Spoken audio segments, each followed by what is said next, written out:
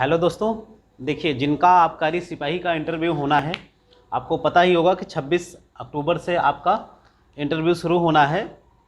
तो काफ़ी इंतज़ार के बाद ये डेटें एक बार बढ़ी भी और 26 से अब जो है स्टार्ट हो रहा है। सबके एडमिट कार्ड भी आ गए हैं। उम्मीद है कि सभी लोगों ने एडमिट कार्ड डाउनलोड भी कर लिया होगा।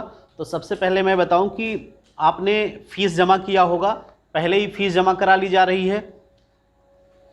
इससे पहले आयोग वहाँ पर ऑफलाइन फ़ीस जमा कराता था और फिर वहाँ से प्रक्रियाएं होती थी। तो आपको यहाँ पर सबसे पहले फ़ीस ही जमा कराई गई है आपसे, और फीस जमा कराने के बाद आपका इंटरव्यू लेटर दिया जा रहा है डाउनलोड करने के लिए। और इंटरव्यू लेटर के साथ में आपको प्रपत्र संख्या 1, प्रपत्र संख्या 2 और प्रपत्र संख्या 3 और 4 ये हमने यहाँ पर ले रखे हैं। आपको भी जब आपने फीस पेमेंट किया होगा तो जैसे ही आप डाउनलोड किए होंगे इंटरव्यू लेटर, उसी के नीचे प्रपत्र संख्या 1, 2, 3, 4 सीरियल से लगे हैं, उनको सबको डाउनलोड कर लेना है। जिन्होंने नहीं किया है वो लोग भी कर लें। केवल इंटरव्यू लेटर आपको डाउनलोड नहीं करना है, साथ में वो जो प्रपत्र हैं, वो प्रारूप हैं, उनको भी आपको डाउनलोड करना है। और एक प्रतियों में आप प्रिंट आउट निकाल लेंगे। जहां भी जाएंगे शॉप पे आप एक इसका प्रिंट आउट निकालेंगे और इसकी 2 फोटोकॉपी कराएंगे। ठीक है, एक तो ये मूल कॉपी होगी आपकी, एक जो आप प्रिंट निकालेंगे तो प्रिंट आपकी साफ सुथरी होती है, इसलिए हम कह रहे हैं कि एक प्रिंट निकालेंगे और 2 इसकी कॉपी करा लेंगे, फोटोकॉपी पूरे सेट की 2 फोटोकॉपी करा लेंगे। ठीक है, तो यहाँ पर डाउनलोड करने पर आप देख लें कि कितने पूरे पत्र निकलेंगे, यानी कितने पन्ने होंगे, कितने पेज होंगे, ये देख लो आप। सबसे पहला पेज जो होगा वो आपका इंटरव्यू कॉल लेटर होगा, जिसमें ऊपर तो अधीनस्थ आयोग का पता लिखा हुआ है पूरा, उत्तर प्रदेश अधीनस्थ सेवा चयन आयोग, पिकअप भवन, तृतीतल, गोमती नगर। ठीक है, फिर इस तरफ यहाँ पे दिनांक लिखा हुआ है और आपका नाम लिखा होगा। यहाँ शुरुआत में आपका नाम लिखा होगा, जिसका एडमिट कार्ड होगा उसका नाम लिखा होगा। ठीक है, फिर यहाँ पर और चीज़ें दिख रही हैं। आयोग ने विज्ञापन संख्या, तो आयोग के विज्ञापन संख्या यहाँ से खुद भरे गए हैं। विज्ञापन संख्या जो है वो आपको कुछ नहीं करना है, वो खुद ही से भरे गए हैं। यहाँ पर नीचे आपको दिख रहा होगा अगर, तो ये डेट लिखी हुई है इंटरव्यू की और आपके उपस्थिति का समय लिखा हुआ है, यानी फर्स्ट मीटिंग और सेकंड मीटिंग। जिनका फर्स्ट मीटिंग होगा उनके में 10 बजे लिखा होगा, जिसका सेकंड मीटिंग होगा उसका 1 बजे से लिखा है। ठीक है, तो ये चीज़ें लिखी हैं, इससे आपको ये पता हो जाएगा कि मेरा इंटरव्यू इस तारीख को है और इतने समय से है। ठीक है, इतनी बात आपकी क्लियर हो गई। अब एक पेज ये हो गया इंटरव्यू का। दूसरा प्रपत्र संख्या 1 आप सीरियल से लगाएंगे। प्रपत्र संख्या 1 वो जो है वो आपका कितने पेज में है? 3 पेज में है। जो प्रपत्र संख्या 1 निकलेगा वो 3 पेजों में है दोस्तों। तो 3 और 1 इंटरव्यू का लेटर हो गया, ये 4 पेज हो गए। प्रपत्र संख्या 2 जब आप डाउनलोड करेंगे तो ये आपको 2 पेजों में मिलेगा। ठीक है, प्रपत्र संख्या 2 आपको 2 पेजों में मिलेगा। प्रपत्र संख्या 1 जो है वो 3 पेजों में मिलेगा। तो 3 पेज ये, 2 पेज ये, 5 हो गए। और प्रपत्र संख्या 3 और जो 4 हैं वो 1-1 पेज हैं। तो इस तरह से 3 पेज, 2 5 और 2 7 और 1 जो आपका इंटरव्यू लेटर है वो 8 पेज हैं। आप लोग सब लोग ये कंफर्म कर लें कि आपको ये 8 पेज डाउनलोड हुए हैं कि नहीं। किसी पेज को आपने पुनः तो नहीं निकाल लिया है, रिपीट तो नहीं हो गया है। 2 बार ना लगाइए, एक बार का एक सेट बनाइएगा। और ये क्रम ऐसे ही होना चाहिए, पहले आपका इंटरव्यू लेटर होना चाहिए, फिर आपको प्रपत्र संख्या 1 लगाना है जो 3 पेजों में है। और नीचे आप अगर देखेंगे तो वहां पे पत्र, उसी पेपर में यहां पर लिखा है पेज 1 ऑफ 3, यानी 3 पेज कुल हैं, जिसमें से ये पहला होगा। तो आपको इसी सीरियल क्रम में लगाना है पहला, फिर नीचे देख रहे होंगे तो लिखा होगा दूसरा, और फिर इसी तरह से 3 ऑफ 3 ये तीसरा। तो इस तरह से इसके बाद जब आप आएंगे प्रपत्र 2 में तो आपको पेज नंबर 1 लिखा दिखेगा और पेज नंबर 2 लिखा दिखेगा। ठीक है, इसके बाद जो दो प्रपत्र बचते हैं वो 1-1 पेज के हैं। इतनी चीजें आपको क्लियर हो गई होंगी। अब सबके पास 8 पेज का ये कलेक्शन हो गया होगा। जिन्होंने डाउनलोड नहीं किया वो कर ले भाई। इतने सारे फोन आ रहे हैं इस बात के कि फॉर्म कैसे भरना है। तो एक बात मैं और बताना चाहूंगा कि जिनका इंटरव्यू 26 को होना है वो अभी भर लें, वो परेशान है। ठीक है, किसी का नवंबर में होना है, 25 नवंबर, 30 नवंबर, वो भी अभी से परेशान है। आपको मेन फोकस इंटरव्यू पे करना चाहिए था। प्रपत्र तो आप जब जाने लगोगे तो भरोगे ही। अगर आप अभी देखोगे जिनका नवंबर में 30 को है वो रोज यही देखते रहेंगे। कहीं से कोई बात पता चली तो देख लिया, ये गलत तो नहीं हुआ, ये नहीं हुआ, वो नहीं हुआ। तो ये चीज़ें आपको देखनी कि इसमें बहुत कुछ नया नहीं लगाना है, क्या क्या लगाना है।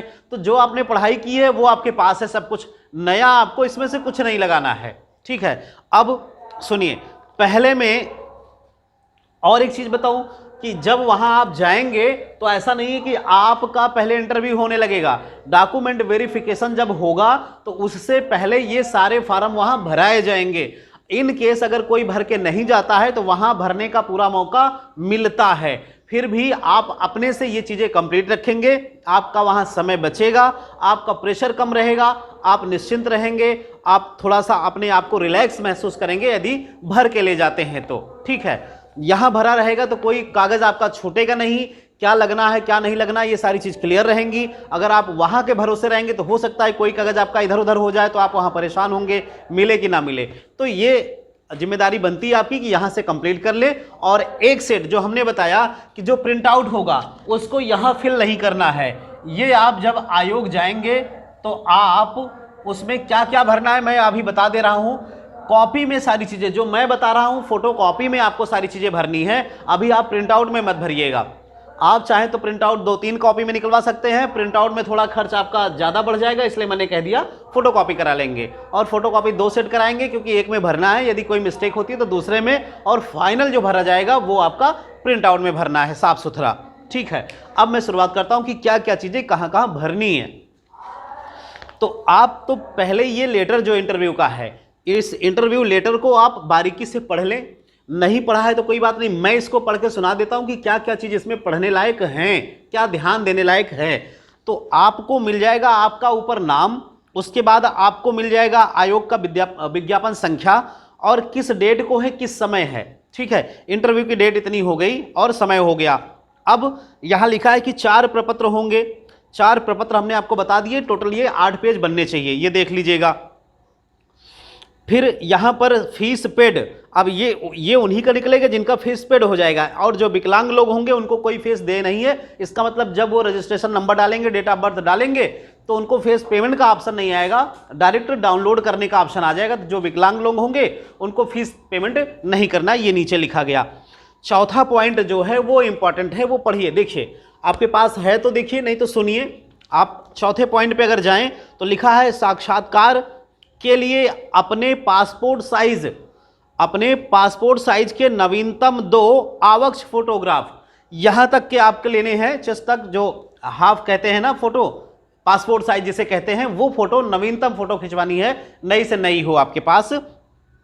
2 फोटो अपने विभागाध्यक्ष अथवा जहां आपने शिक्षा पाई है उस संस्था के प्राचार्य अथवा किसी राजपत्रित अधिकारी द्वारा अभिप्रमाणित कराकर, अथवा, तो 4 चीजें अथवा में लिखी है। इसका मतलब आप फोटोकॉपी अपने विभागाध्यक्ष से, यदि आप कहीं नौकरी कर रहे हैं तो आप उस विभाग के अध्यक्ष से कर सकते हैं, अध्यक्ष से प्रमाणित करा सकते हैं।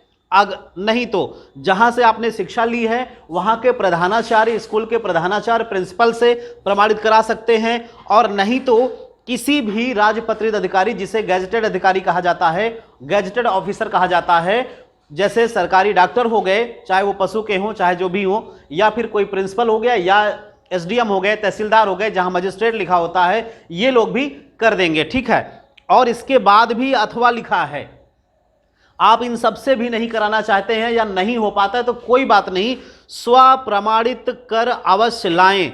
यहां लिखा है स्वप्रमाणित कर अवश्य लाएं। 2 फोटो स्वप्रमाणित माने अपने हस्ताक्षर से प्रमाणित होगा, ठीक है। तो आपके खुद के हस्ताक्षर से, अगर संभव हो पाए तो प्रिंसिपल या किसी गेस्टेड ऑफिसर से करा लें 2 फोटो प्रमाणित। नहीं हो पाता है तो उसकी कोई दिक्कत नहीं है, ये संभव हो पाए तो करा लें, नहीं तो स्वप्रमाणित यानी अपने हस्ताक्षर से प्रमाणित कर लेना है, ठीक है। जितने लोग ये पूछ रहे थे किससे कराना है किससे नहीं, आपके पास अगर सुविधा है, कोई अगल बगल लोग हैं तो करा लो, नहीं तो अपने से कराओगे तब भी चलेगा, उसमें कोई दिक्कत नहीं आएगी।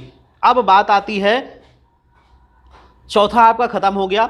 5वें में लिखा गया है कि जो विज्ञप्ति पद की अनिवार्य अर्हताएं धारित नहीं करता उसका अभ्यर्थन निरस्त कर दिया जाएगा। मतलब कि जैसे आपको पता है कि इंटरमीडिएट इस वैकेंसी में मांगा गया है, कोई हाई स्कूल का बंदा अगर फॉर्म भर देता है और उस समय ये लिख देता है फॉर्म भरते समय कि मेरा इंटरमीडिएट है, और आज वो 17 में इंटरमीडिएट दिखा रहा है तो उसका आवेदन निरस्त हो जाएगा। जो भी चीज मांगी गई है अगर उसमें वो अरे नहीं पाया जाता है, यानी कि जो योग्यताएं हैं वो नहीं होती हैं, तो वो निरस्त कर दिया जाएगा। ये स्वाभाविक सी बात है, ये आप सबको पता है कि आप लोग बीए किए होंगे, इंटर किए होंगे, कम से कम सभी ने इंटर तो किया ही है, क्योंकि इंटर की वैकेंसी थी ये, तो आगे भी किए तो अच्छी बात है, इंटर सबका होगा ही, इस पॉइंट पे ध्यान ही नहीं देना है बिल्कुल।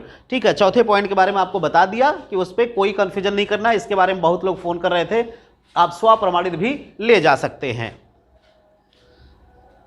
ठीक है, अब ये छठा पॉइंट है, इसको देख लें। इंटर तक तो कोई बात नहीं, सबके पास इंटर तक हो गया। जिसके पास ग्रेजुएशन है, ग्रेजुएशन में किसी किसी के पास तो अंक तालिका, यानी कि आपके पास जो पास होने के लिए जो प्रमाण पत्र मिलता है, पास हो गए आप, आपके पास केवल नंबर वाला जो नंबर होता है, क्या कहते हैं उसको, आपके पास यहां पर होगा अंक तालिका। ठीक है, अंक तालिका होगा तो उससे आप उत्तीर्ण माने जाते हैं। उसका डिग्री कि जैसे बीए किया तो बीए की डिग्री यूनिवर्सिटी से मिलती है, तो डिग्री आपको चाहिए। अगर आप वहां पे डिग्री लगाना चाह रहे हैं, 2016 तक जब आवेदन किया था उससे पहले आपने अगर ग्रेजुएशन किया है तो आप डिग्री लगाना चाह रहे हैं, तो डिग्री मिली है तो ठीक है, नहीं मिली तो प्रोविजनल मिलता है। अगर किसी का नहीं मिला है तो प्रोविजनल लगाएगा, डिग्री नहीं मिल पाई है तो प्रोविजनल लगाएगा। वो इस बात का प्रूफ होता है कि आपने इस परीक्षा में उत्तीर्ण आप दिए हैं, उत्तीर्ण किए हैं, आपकी डिग्री अभी नहीं मिली है, तो प्रोविजनल आपको आगे कार्य बाधित ना हो इसलिए दे दिया जाता है। ठीक है, जो लोग 16 तक में जब वैकेंसी आई थी अगर ग्रेजुएशन किए हैं, तो अगर आप उस समय स्नातक थे तो ग्रेजुएशन लगाइए, अदरवाइज उसके बाद की डिग्री लगाने से कोई फायदा नहीं होगा। ठीक है, अब ठीक है, 7वां 8वां 19वां बहुत इंपॉर्टेंट नहीं है। एक में लिखा हुआ है कि मोबाइल लेके नहीं जाना है, तो मोबाइल आप वहां तक लेके जाएंगे। अगर आपके साथ कोई जाता है तो आप बाहर उसको मोबाइल दे देंगे या बैग में डाल के रखेंगे, वहां जैसी सुविधा होगी वैसा करेंगे। मोबाइल चूंकि घर से तो आप ले ही जाएंगे। फिर ये ध्यान देना है कि फेस मास्क, सैनिटाइजर, तो आप बैग में 1-2 फेस मास्क, कोई एक कहीं रख दिया, मिस हो गया, गिर गया, गंदा हो गया तो 2 लेंगे, एक आप लगाएंगे, एक बैग में डालेंगे, और एक छोटी सी सैनिटाइजर की बोतल भी अपने पास रखेंगे। ठीक है, इतनी चीजें हो गई पहले पेज में। अब आते हैं प्रपत्र 1, जो पहला आपका प्रारूप है। ये पहला प्रारूप हमने बताया 3 पन्नों में है। 3 पन्नों में डिटेल आपको भरनी है। क्या क्या भरना है, ये आपकी डिटेल है, आपको स्वयं अपने हैंड राइटिंग में भरने हैं। पहले पन्ने में कुछ भी भरना नहीं था, चीजें पढ़ लेनी थी। अब इसको जो है आपको ध्यान देना है, 2 वहां पर फोटो प्रमाणित करनी थी, 2 बिना प्रमाणित फोटो ले जानी है। आपके पास कई फोटो होंगी तो फाइल में लगी होंगी, 2 प्रमाणित ले जानी है और 2 बिना प्रमाणित की ले जानी है, 4 फोटो। अब देखिए प्रपत्र 1 जो भरना है, सबसे पहले विज्ञापन संख्या यहां लिखा गया है, उसमें आपको कुछ करना नहीं है। विभाग संख्या यहां खाली छोड़ा गया, वो आपको नहीं भरना है। विभाग संख्या आपको भरना ही नहीं है, वो आप छोड़ देंगे। ठीक है, आवेदन पत्र स्वीकार किए जाने की अंतिम तिथि, उससे भी मतलब नहीं है। सबसे पहले में आते हैं प्रारूप संख्या 1 में, जो आपका ये बॉक्स बना हुआ है, इसमें पद या सेवा का नाम पूछा गया है। तो पद या सेवा का नाम तो आगे आप लिख देंगे। अगर इंग्लिश में भरते हैं तो एक्साइज कांस्टेबल या फिर आबकारी सिपाही, पद का नाम आप आबकारी सिपाही भर देंगे। अभ्यर्थी का नाम हिंदी और अंग्रेजी दोनों में, अंग्रेजी में लिख रखा गया है पहले से, हिंदी में उसी के ऊपर आप साफ सुथरा नाम भर देंगे। हिंदी में आपको भरना है, अंग्रेजी में ऑलरेडी फिल किया हुआ है। इसके बाद है तीसरे कॉलम में, ध्यान से सुनते जाइए, आपके पास फॉर्म होंगे, ले लीजिएगा। एक एक कॉलम हम जो बता रहे हैं उसको ऐसे ही वीडियो को पॉज करके एक एक कॉलम आप भरते जाइएगा। एक भर लीजिए, फिर वीडियो को देखिए, दूसरा भर लीजिए, फिर वीडियो को देखिए। कहीं से ऐसा नहीं कि एक बार देखते जाइए और भरते समय फिर मिस्टेक हो जाए। तो आप क्या करेंगे, एक कॉलम भरेंगे, वीडियो को पॉज कर लेंगे, एक कॉलम भरेंगे, वीडियो को पॉज कर लेंगे, इस तरह से आगे पूरा फॉर्म फिलअप कर लेंगे। ठीक है, 2 पॉइंट आपके हो गए, नाम हो गया आपका और दूसरा हो गया, एक तो पद हो गया, दूसरा नाम हो गया। तीसरा लिखा है अभ्यर्थी के पत्र व्यवहार का पूरा पता, पता परिवर्तन की सूचना पंजीकृत डाक द्वारा आयोग को भेजें। तो बात समझें, अभ्यर्थी का पत्र व्यवहार का पता, अभ्यर्थी के पत्र व्यवहार का पूरा पता, यहां पत्र व्यवहार का पूरा पता, तो इसका मतलब जैसे पत्र व्यवहार का मतलब वो कुछ भेजना चाहते हैं तो आप तक पहुंचे, तो आप वर्तमान में जहां हो उसका पता, पत्र व्यवहार का पूरा पता।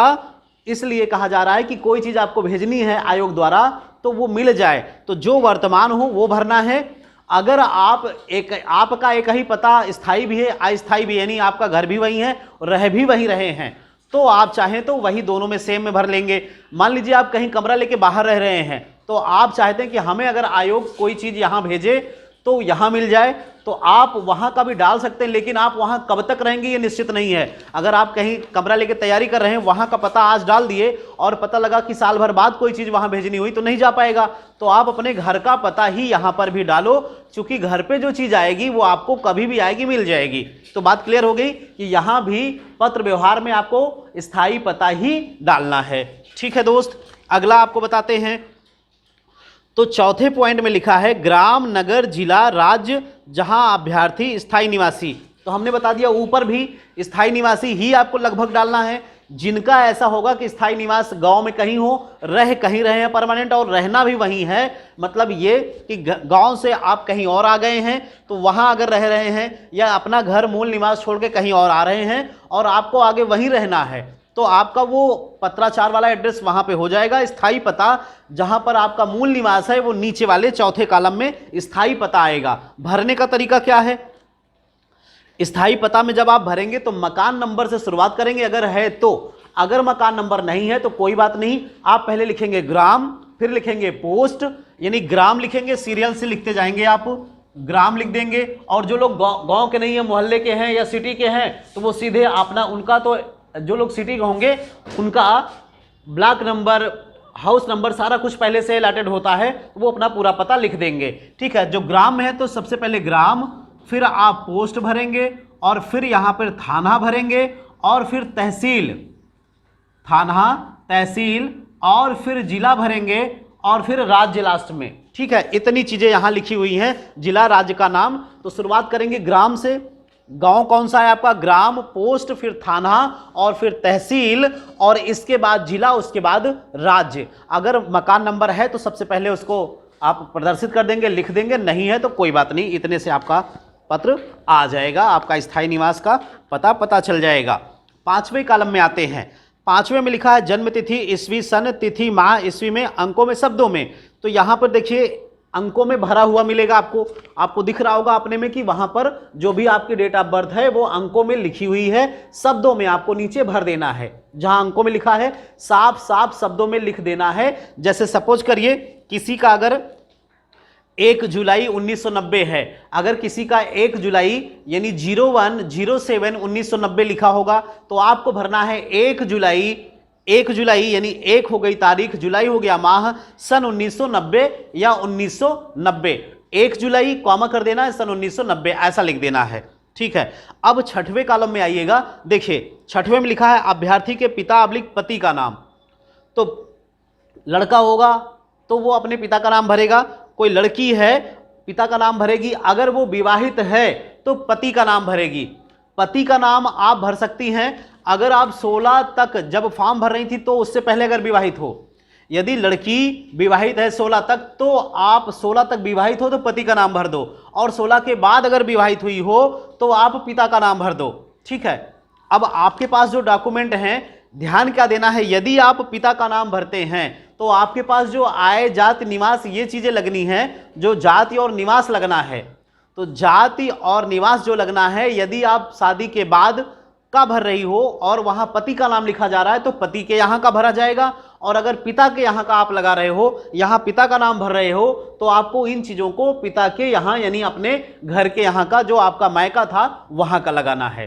तो 16 तक यह शादी हुई है, फॉर्म भरने से पहले शादी हुई है तो पिता का नाम निश्चित रूप से ही लिखना है। उसके बाद शादी हुई है तो पिता पति किसी का भर सकते हो, उसका भरना है जिसका डॉक्यूमेंट आपके पास हो। ठीक है, क्योंकि अब समय नहीं कि नया आप बनवाओ, अगर पुराना है तो भी चल जाएगा, नया है तो भी चलेगा, कोई इसमें ऑब्जेक्शन नहीं है, वो कोई रिजेक्ट नहीं होगा कि आपने पुराना लिया है कि नया लिया है, जो भी होगा आपका जाति निवास वो चल जाएगा। ठीक है, तो इनका नाम भरना है, जन्म स्थान भरना है, तो जन्म स्थान जनरली आपका वही होगा, अगर कहीं और है उसका सर्टिफिकेट है तो आप भरेंगे, अदरवाइज आपका जो जनपद होगा, गृह जनपद, वही भरा जाएगा। ठीक है, जन्म स्थान, अभ्यर्थी के पिता या पति का पता, यदि मृत हो तो अंतिम पता।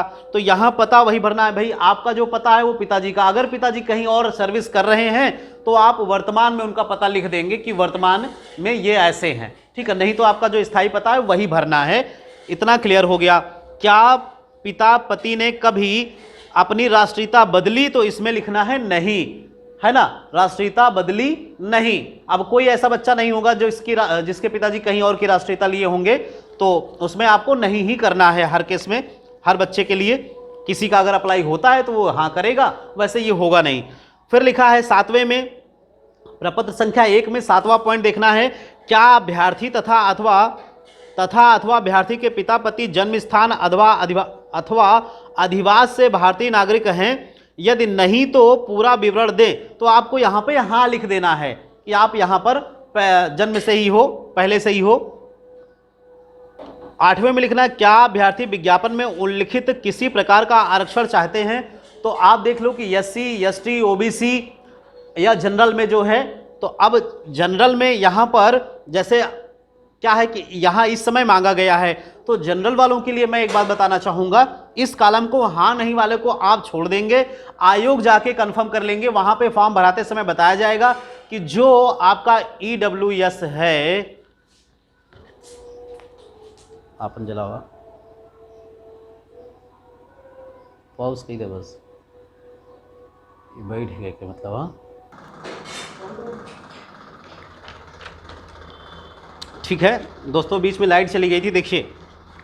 तो ये आपका हो गया, क्या था, हमने बताया कि आरक्षण, तो जो EWS वाले हैं, जनरल के बच्चे हैं, EWS का लाभ उनको मिलेगा कि नहीं मिलेगा, ये आप आयोग जाएंगे तभी हाँ नहीं भरेंगे, जनरल वाले बच्चे।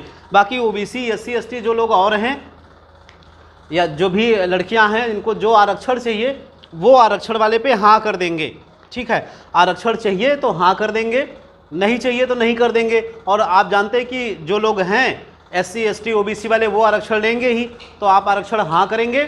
जनरल वाले बच्चे जो EWS के होते हैं, उनको यहाँ पे लाभ मिलेगा कि नहीं, ये आयोग में जाके कंफर्म कर लेंगे, वहाँ भराते समय बता दिया जाएगा आपको मिलेगा। यदि मिलेगा तो हाँ करना है, नहीं मिलेगा तो नहीं करना है, ठीक है। इतनी बात क्लियर हो गई। और वर्ग जाति लिखना है, उपजाति लिखना है। जैसे जाति में क्या लिखना है, आप OBC लिखेंगे। अब मान लीजिए कि यादव हैं तो वो उपजाति में आहिर लिखते हैं, ठीक है। तो इस तरह से जाति में जैसे SC लिख दिया, अनुसूचित जाति। उपजाति में जैसे कोई चमार लिखता है, तो वो चीज़ें आपको पता होंगी कि कौन सी आपकी जाति है और कौन सी उपजाति है, वो अपना अपना भर देंगे। फिर लिखा हुआ है, विज्ञापन में उल्लिखित विभिन्न वर्ग जाति की आयु में, अगर आपको एज में छूट चाहिए तो यहाँ नीचे हाँ नहीं लिखा है, तो हाँ नहीं पे अगर आपकी एज उस समय, जैसे 2016 में फॉर्म भरते समय ओवर एज हुए थे, अगर वहाँ पे जितना मांगा गया था उतना आपका नहीं था, ओवर हो गया, तो हाँ करना है, अदरवाइज नहीं करना है। ये 16 की वैकेंसी के अनुसार है, आज की एज के अनुसार नहीं, जब वैकेंसी आई थी तब के अनुसार। आज देखोगे तो बहुत लोग ओवर एज हो गए होंगे, है ना। तो इस पॉइंट के लिए ये जब वैकेंसी आई थी तब के लिए है, उस समय अगर आपको चाहिए था तो ठीक है, नहीं तो नहीं। क्या अभ्यर्थी विवाहित है? अगर विवाहित हैं तो हाँ करेंगे, नहीं तो नहीं।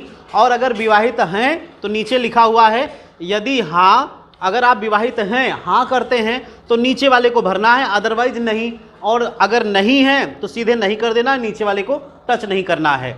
और अगर विवाहित हैं तो आप विवाहित दर्शा सकते हैं, 16 तक में विवाहित थे तो हाँ कर दीजिए, उसके बाद विवाहित हैं तो आप नहीं कर सकते हैं, ठीक है। और यह पॉइंट जो है, आप हाँ नहीं करने वाला, चूंकि केवल आपको टिक करना है हाँ या नहीं, आप आयोग जाएंगे तो इस बात को थोड़ा सा और कंफर्म कर लेंगे कि इस समय जो विवाहित हैं उनको हाँ करना है कि जो 16 के पहले विवाहित थे उनको ही हाँ करने हैं। तो इस चीज़ को आप क्लियर कर लेंगे कि फॉर्म भरते समय विवाहित होने पे हाँ करना है, कि आज भी किसी की शादी हुई तो भी विवाहित कर सकते हैं। मेरे हिसाब से 16 में जो लोग विवाहित थे फॉर्म भरने से पहले, उन्हीं को हाँ करना है, बाकी लोगों को नहीं करना है, ठीक है। अब आती है शैक्षिक योग्यता।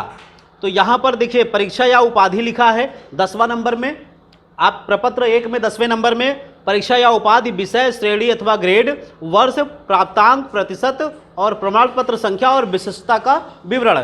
तो पहले लिखा है हाई स्कूल, इंटरमीडिएट, स्नातक, स्नातकोत्तर और यहाँ पर शैक्षिक प्राविधिक जो भी आपकी योग्यताएं होंगी उसके बारे में। तो आपको हाई स्कूल तो सबने किया है, हाई स्कूल के विषय आप साफ साफ छोटे छोटे जो आपके 6 विषय हैं वो आप भर देंगे। इंटरमीडिएट में जो आपके 5 विषय हैं वो भर देंगे।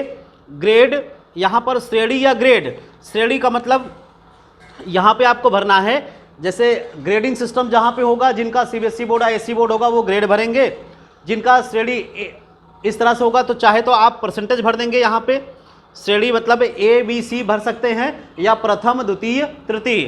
तो आप फर्स्ट डिवीजन होंगे तो प्रथम, दूसरा डिवीजन होगा आपका तो द्वितीय और तृतीय। जिनका ग्रेडिंग सिस्टम होगा ABC जो भी होता है वो भर देंगे। वर्ष हाई स्कूल कब किया वो भरना है। प्राप्तांक और प्रतिशत, तो प्राप्तांक बटे प्रतिशत, यहाँ दोनों चीज़ें भरनी है, प्राप्तांक और बटे में प्रतिशत, प्राप्तांक आब्लिक प्रतिशत दोनों भरना है।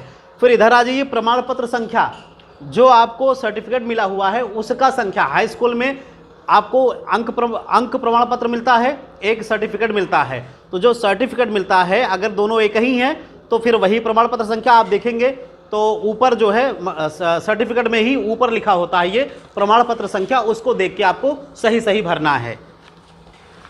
प्राप्त विशिष्टता का विवरण, इसको आप छोड़ दीजिए। अगर किसी में आपको अच्छी उपलब्धि मिली है तो उसमें अलग से मार्कशीट में लिखा हुआ है तो आप भरेंगे, अदरवाइज इसको छोड़ देंगे। ऐसे इंटरमीडिएट में आपके विषय हो गए, ग्रेड या आपकी श्रेणी हो गई, प्रथम द्वितीय तृतीय, वर्ष हो गया, प्राप्तांक प्रतिशत और इसी तरह से संख्या। अब हाई स्कूल इंटर तो आपको मस्ट है भरना क्योंकि इंटर तक की वैकेंसी थी। अब ग्रेजुएशन भरते समय आप देख लीजिए कि ग्रेजुएशन आपने 16 में किया कि 16 के बाद किया, वैकेंसी आने से पहले किया कि वैकेंसी आने के बाद किया। अगर वैकेंसी आने के बाद किया तो भरने से कोई फायदा नहीं है, ठीक है, वो काउंट नहीं होगा, आप भर भी देते हैं तब भी।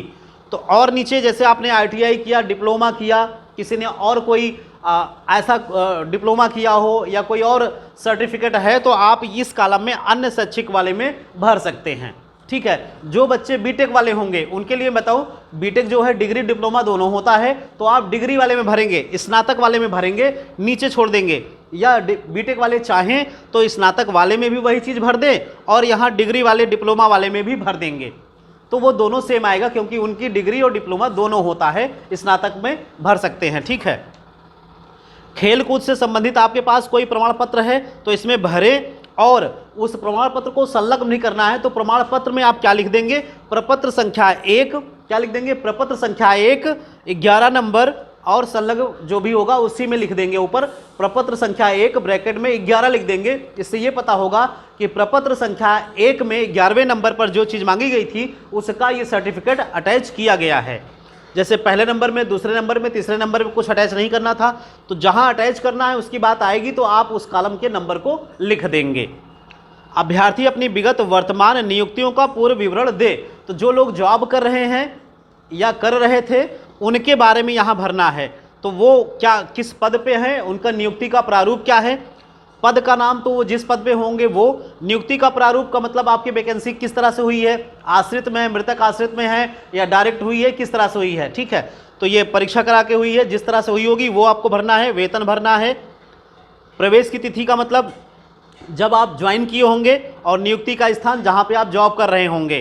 पूर्व पद का त्याग किस दशा में छोड़ने की, अगर आप छोड़े हैं तो यहाँ पे भरेंगे, ठीक है। वो पद छोड़ने की तिथि भरनी है, कब छोड़े हैं वो भरना है। आगे आ जाइए 13वें नंबर पर, अनिवार्य तथा अधिमानी अर्हताओं में आपको हाई स्कूल और इंटर भरना है। क्योंकि वैकेंसी आपकी इंटरमीडिएट की है, अनिवार्य जो होना चाहिए वो कम से कम इंटरमीडिएट सबका होना चाहिए। तो आपको क्या भरना है, हाई स्कूल और इंटरमीडिएट। केवल आपको उल्लेख करना है कक्षा 10 का और 12 का। यहाँ पे 2 ही कॉलम अनिवार्य में भरने हैं, ये अनिवार्य है, ठीक है। क्या अभ्यर्थी ने टेरिटोरियल सेना में कम से कम 2 वर्ष की सेवा की है, तो यहाँ पर आपको नहीं ही करना है। जो लोग किए होंगे वो जानते हैं कि उनको यस करना है, तो आपको जनरली क्या करना है, यहाँ पे नहीं करना है क्योंकि आप अभी नौकरी नहीं पाए हैं। NCC सर्टिफिकेट जिसके पास B प्रमाण पत्र है वो हाँ करेगा और सर्टिफिकेट में लिख देगा कि 14 नंबर के दोराह में, 14 नंबर के दूसरे कॉलम में 14 नंबर का सेकंड जो है उसमें आपने ये अटैच किया। तो उस प्रमाण पत्र में प्रपत्र संख्या 1 ब्रैकेट में 14 और ब्रैकेट में 2 लिख देंगे, तो ये 14वें नंबर कॉलम का प्रमाण पत्र संलग्न किया गया, ये पता चल जाएगा, ठीक है। और इन सब में जो 15 नंबर में पूछा गया आपको यहाँ पर नहीं कर देना है, ठीक है। इसमें आपको हाँ नहीं करना, इसमें आपको लिख देना है कि अभ्यर्थी किसी फौजदारी न्यायालय द्वारा दंडित किया गया है। यदि हाँ तो पूरा विवरण दें, तो आप लोग में ऐसा कोई होगा नहीं, अगर कोई होगा तो उसको पता होगा तो वो विवरण अपना लिखेगा, नहीं तो यहाँ सबको नहीं ही करना है, एक तरफ से सबको नहीं करना है। आवेदन परीक्षा शुल्क की जो जमा किया था फार्म भरते समय, तो फार्म भरते समय आपने जो चालान नंबर आपके पास अगर होगा, अगर आवेदन पत्र की फोटोकॉपी या उसकी प्रिंट आउट आपके पास होगी तो वहां से सारा डिटेल मिल जाएगा, भर देंगे। इन केस किसी के पास नहीं है तो SBI कलेक्ट की साइट पे जाएंगे, SBI ऑनलाइन जाएंगे, SBI कलेक्ट एक ऑप्शन मिलेगा, SBI कलेक्ट में आपको पेमेंट हिस्ट्री का ऑप्शन मिलेगा। पेमेंट हिस्ट्री में आप अपना डेट ऑफ बर्थ, आप अपना मोबाइल नंबर डाल करके उस पेमेंट हिस्ट्री को देख लेंगे। उसमें समय आता है कब से कब तक, तो आप देख लीजिएगा 16 से 17 या 15 से 17 के बीच में जो पेमेंट हुआ होगा आपके उस मोबाइल नंबर और डेट ऑफ बर्थ के थ्रू वो आपका आ जाएगा। स्लिप डाउनलोड करके आप सारी डिटेल भर लेंगे। इन केस किसी को नहीं मिलता है तो परेशान नहीं होना है, ये बहुत मायने नहीं रखता है, क्योंकि आप इन प्रक्रियाओं से गुजर चुके हैं। पेमेंट करने के बाद ही आपका फॉर्म सबमिट हुआ था, तभी आपका इंटरव्यू लेटर जारी हुआ है। अगर किसी को नहीं मिल पाता है तो दोस्त कोई दिक्कत नहीं है, लेकिन आप प्रयास करेंगे तो SBI कलेक्ट की साइट पे आपको मिल जाएगा। चलिए 17वें नंबर में ये आता है कि यदि आपके चयन में कोई विशेष अनुभव, आप आयोग को कोई विशेष अनुभव देना चाहते हैं जो इन कॉलमों में जिसका जिक्र नहीं किया गया, उसके अतिरिक्त आपके पास ऐसा कुछ है जो आप आयोग को देना चाहते हैं, बताना चाहते हैं, तो यहाँ पर विवरण उसका दे सकते हैं। इसके बाद अभ्यर्थी द्वारा घोषणा है, आप अपना नाम लिखेंगे और यहाँ पर पूरा अभ्यर्थी का हस्ताक्षर, पूरा नाम, पूरा पता, दिनांक, स्थान, ठीक है, इतनी चीज़ें कि आप जो लिख रहे हैं ये सब सही है। प्रपत्र संख्या 2 में आपको वही पुरानी चीज़ें सब भरनी है, नया कुछ भी नहीं है। आपका अपना नाम यहाँ पे लिखा हुआ है, लिखा है अभ्यर्थी का पूरा नाम, इसको पढ़ने की कोई आवश्यकता नहीं, आप देख लीजिए। अभ्यर्थी का पूरा नाम, स्कूल, हाई स्कूल प्रमाण पत्र के अनुसार जैसा कि हाई स्कूल में लिखा है वैसा। यदि किसी का हाई स्कूल इंटरमीडिएट में अंतर है तो हमने बताया उसका एक एफिडेविट बनवा लेंगे कि ये दोनों चीज़ें सेम थी, लेकिन त्रुटि बस ये गलती से ऐसा हो गया है, जबकि मैं ही हूँ या मेरा ही नाम ये भी है, मेरा नाम, ये जो गलती से हो गया है वो भी मैं ही हूँ, ठीक है। तो इस तरह से आप अपना नाम लिख लेंगे। उपनाम के साथ लिखा है, जैसे किसी का नाम, मान लीजिए किसी का नाम अगर संदीप है, उसको कोई वहाँ पर किसी और नाम से बुलाते हैं तो उस केस में आप उपनाम डाल सकते हैं। ये क्यों मांगा जा रहा है कि कोई चीज़ भेजने पर अगर वो लोग, जैसे आपका ओरिजिनल नाम लोग कम जानते हैं, उपनाम ज़्यादा जानते हैं, तो आयोग को दोनों चीज़ें पता हो, तो वहाँ से कभी ट्रेस करना हो तो चीज़ें जल्दी से ट्रेस हो जाएं। ऐसे ही पिता का नाम, उपनाम, अगर पिता का नाम उपनाम है तो आप भर दीजिए, उससे कोई दिक्कत नहीं। नाम ओरिजिनल पहले भरना है, उपनाम साथ में भरना है। माता का नाम, उपनाम, फिर निम्नलिखित की राष्ट्रीयता, तो सबकी राष्ट्रीयता भारतीय ही होगी, इंडियन भरना है, इंग्लिश में भरते हैं तो इंडियन और नहीं तो भारतीय, ठीक है। जन्म स्थान आपका होम डिस्ट्रिक्ट भरना है, जन्म स्थान आपका होम डिस्ट्रिक्ट। अगर आपके पास प्रमाण पत्र है कि कहीं और जन्म हुआ है तो वहाँ पर उस डिस्ट्रिक्ट का नाम या राज्य का नाम लिखेंगे, नहीं तो जनरली सबका होम डिस्ट्रिक्ट ही होता है। स्थायी निवास का पूरा पता आपको पहले बता ही दिया कैसे भरना है। तो यहाँ 5वें नंबर में, प्रपत्र 2 में 5वें नंबर में सेम वही चीज़ें जैसा हमने बताया था, मकान नंबर से लेकर के आपको लास्ट में वहाँ पर मोहल्ले का नाम, फिर थाने का नाम, तहसील का नाम और फिर जिले का नाम और फिर राष्ट्र में राज्य का, इतना लिख देना है। वर्तमान पत्र व्यवहार का पूरा पता, तो वर्तमान में अगर कोई और रह रहा है मूल निवास के अतिरिक्त तो वो पता यहाँ भरना है 6वें कॉलम में। 7वें में जन्म तिथि लिखनी है, अंकों और शब्दों दोनों में, अंकों में भरा है, शब्दों में आपको भरना है। शैक्षिक योग्यता 15 वर्ष की आयु, तो 15 वर्ष की आयु तक में जो आपने किया हो, कक्षा 8 का भर सकते हैं और कक्षा 10 का भर सकते हैं।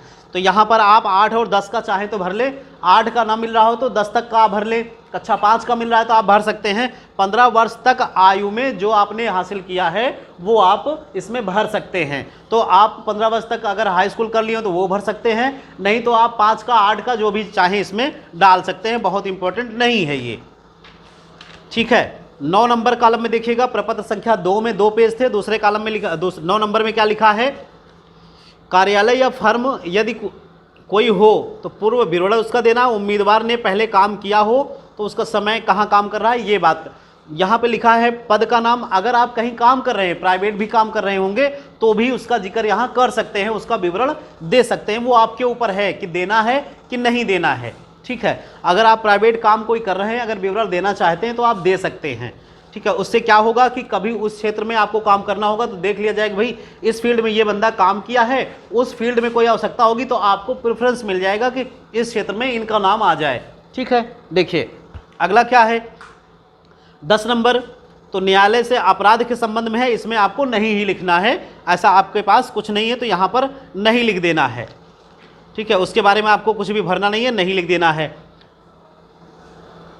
फिर आपको खा वाले में भी कोई बात विचाराधीन है, नहीं, यहाँ भी आपको नहीं लिख देना है। 10 वाले में दोनों जगह नहीं लिखना है। नीचे आपका पूरा नाम, पहले हस्ताक्षर, पूरा नाम और पूरा पता, दिनांक जिस दिन आप साइन कर रहे हैं उस दिन, किसी भी दिन जब से ये जारी हुआ है, लेटर आपका जिस दिन जारी हुआ है, इंटरव्यू डेट तक आप कोई भी डेट इसमें डाल सकते हो, या इंटरव्यू का जो डेट है वही डालो आप, जिस दिन आपका इंटरव्यू है आप उसी दिन की डेट डाल दो और स्थान आप अपने यहाँ का जिला डाल देना।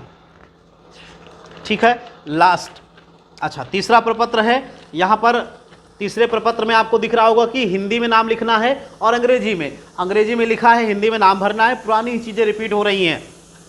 जन्म तिथि भरा हुआ है, शब्दों में भरना है। जन्म तिथि अंकों में भरा है, शब्दों में आपको साफ साफ भरना है।